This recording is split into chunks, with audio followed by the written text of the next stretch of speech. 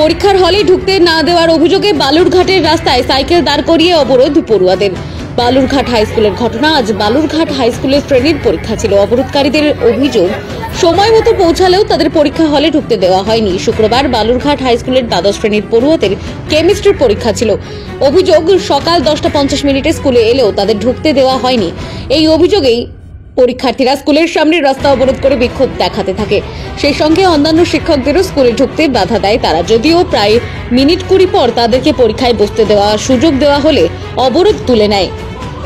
আমরা এখানে পথ অবরোধ করেছি। এখানে হচ্ছে আমাদের কেমিস্ট্রি পরীক্ষা ছিল। রুলসে বলা ছিল 11টার আগে সবাইকে ঢুকতে হবে। আমরা 11:05 এসেছি। আমাদের পরে অনেক স্যাররা এসেছে। তো তারপর যদি আমাদের এখানে এইভাবে না ঢুকতে দেওয়া হয়, এইভাবে পথ অবরোধ করা হয় আর বলা হয় যে হচ্ছে, আর এইভাবে যদি বলা হয় আমরা 11টার পরে ঢুকতে দেবো না, ঠিক আছে, আমরাও রুলস জানি, আমরাও রুলস বুঝি।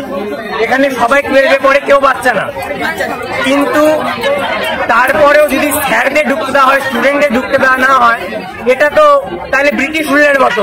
যারা ব্রিটিশ ছিল তাদের সবসময় সবকিছু সুবিধা হবে, ভারতীয়দের কিছু করা হবে না।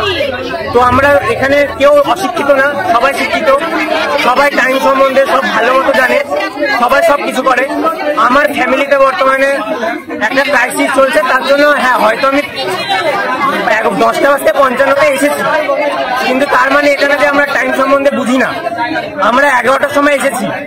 এবার হ্যাঁ, অনেক স্যার বেরিয়ে এসে প্রেস মিট দিবে যে স্টুডেন্টরা আমাদের কথা শোনে না, অবাধ্য, এই করে না, কিন্তু এই যে এই স্টুডেন্টের এই স্কুলের এত গ্লোরি, গোটা রাজ্য জুড়ে স্কুলের নাম, আর যদি এই স্টুডেন্টরা না থাকতো তাও হতো না।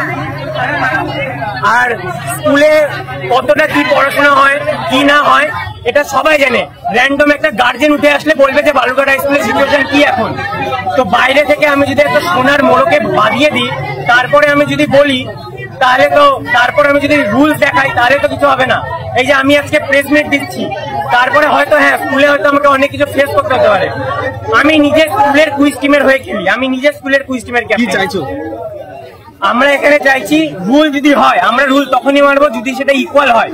যদি রুল ইকুয়াল না হয়, রুল কারোর জন্য লাগু হবে না, সবার জন্য হয় সমান রুল, না হলে বৈষম্য আমরা মানছি না, মানবো না।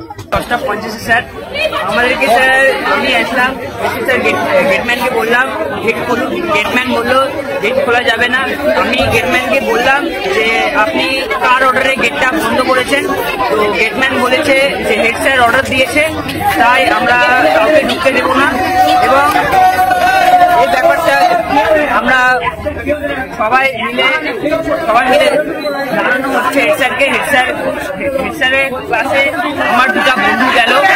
হেড স্যার বললো তোরা ঢুকেছিস কেন, তোরা গেট আউট হ, হেড স্যার বলেছে। তারপর স্যার আমার দুটা বন্ধুকে স্যার হেড স্যারের রুম থেকে বের করে দেওয়া হয় এবং তারা বেরিয়ে চলে আসে। স্যার তোদের তো আজকে পরীক্ষা, তোদেরকে তো ঢুকতে দেওয়া হলো না, এখন কি দাবি করছিস তোরা, কি চাই? আমরা চাই যে আমার প্রত্যেকটা ভাই বোন, প্রত্যেকটা বন্ধু বান্ধবকে সবাই যেন পরীক্ষা দিতে। Bureau report, Dinajpur digital.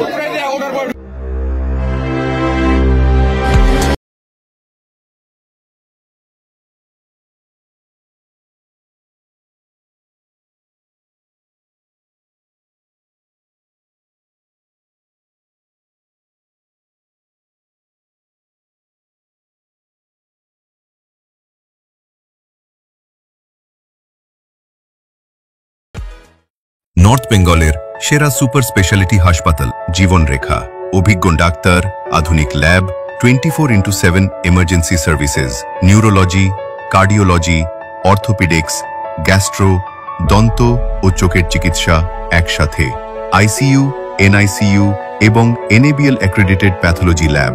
জীবন রেখা হসপিটাল। আপনার জরুরি মুহূর্তে অ্যাম্বুলেন্স পৌঁছবে ঠিক সময়ে। কল করুন 83730 66655।